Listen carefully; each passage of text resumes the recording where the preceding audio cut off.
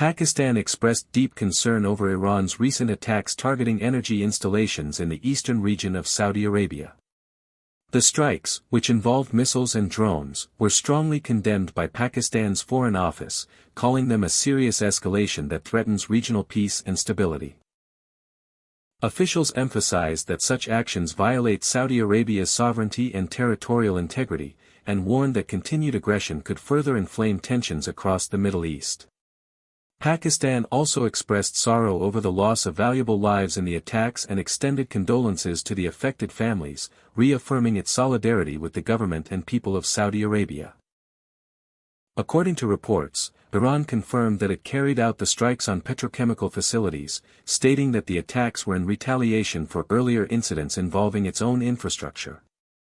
The targeted sites reportedly included sensitive petrochemical complexes, some of which are linked to foreign, including American, companies operating in the region. These developments have heightened fears of a broader conflict, as attacks on critical energy infrastructure can disrupt global markets and provoke international responses. The situation remains tense, with growing concerns that further retaliatory measures from either side could lead to a dangerous cycle of escalation. Pakistan reiterated its position of supporting peaceful resolution through dialogue and diplomacy, while maintaining its firm backing for Saudi Arabia during this challenging time. Tensions between the United States and Iran have intensified significantly, with diplomatic efforts hanging in a delicate balance. The United States issued a firm deadline urging Iran to return to negotiations, signaling urgency in reaching a possible agreement to avoid further escalation. Behind the scenes, multiple diplomatic channels are actively working to secure a ceasefire, and officials have described the situation as entering a highly sensitive and decisive phase. However, conflicting reports suggest that Iran has rejected proposals for a temporary ceasefire, instead setting its own conditions for any potential agreement. Amid these developments, former U.S. President Donald Trump issued strong warnings to Iran, threatening severe consequences if a deal is not reached. His statements included stark claims about the potential destruction of Iran's key infrastructure, particularly its power facilities, within a very short time frame. These remarks have added to the already heightened tensions and drawn sharp reactions from Iranian leadership. In response, Iran's President Masoud Pezeshkian adopted a defiant tone, asserting that millions of Iranians are prepared to defend their nation and make sacrifices if necessary. He emphasized national unity and resilience in the face of external threats. The exchange of threats and counter-statements reflects the fragile nature of the situation, where diplomacy and confrontation are unfolding simultaneously. While efforts for negotiation continue, the risk of miscalculation remains high, raising concerns within the international community about the potential for a wider conflict if tensions are not carefully managed.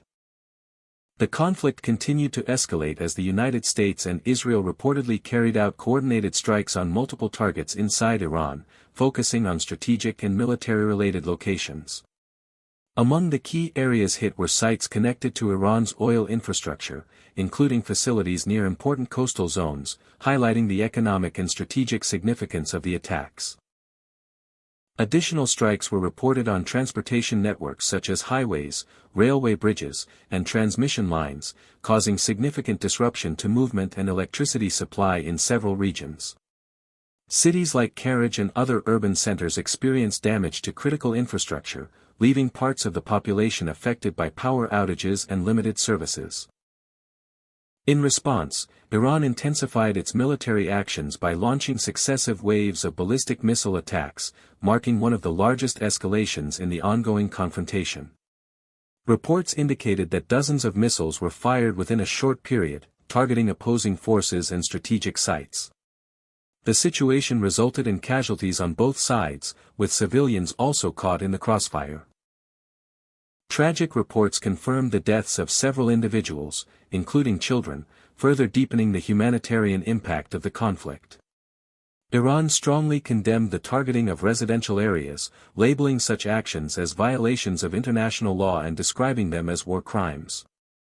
The continued back-and-forth strikes have created an atmosphere of fear and uncertainty, with both sides showing no immediate signs of de-escalation.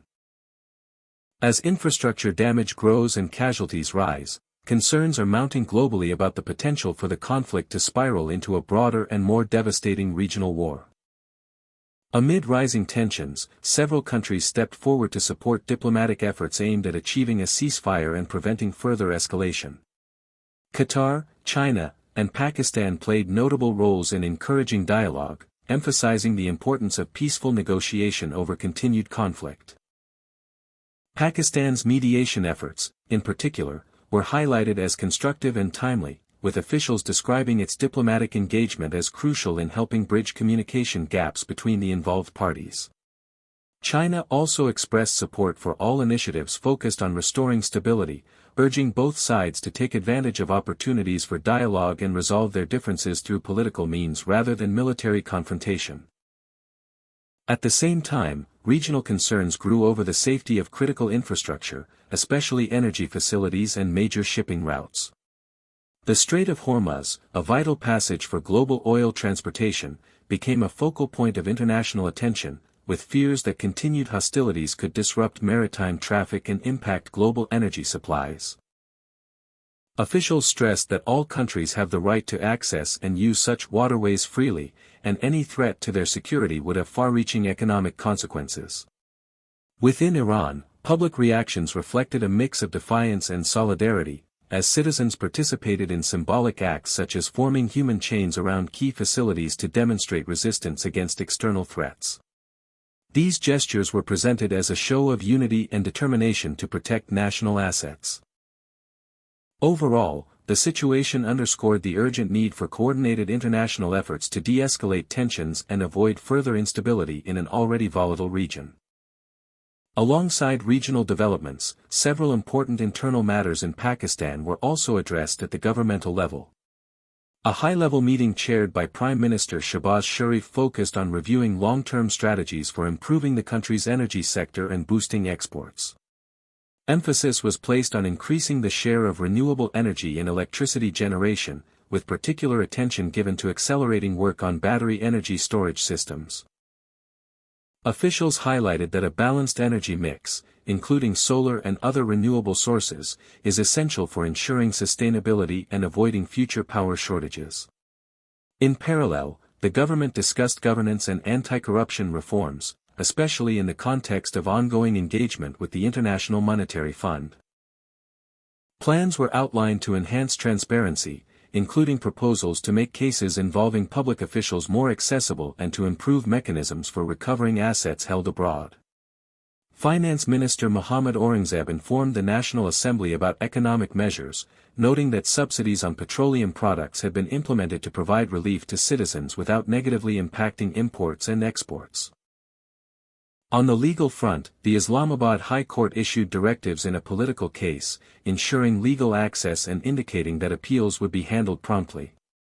Public relief measures were also introduced, including a temporary waiver of motorcycle transfer fees to ease financial burdens. Additionally, Pakistan reiterated its strong condemnation of actions affecting the sanctity of Al-Aqsa Mosque, calling on the international community to take meaningful steps.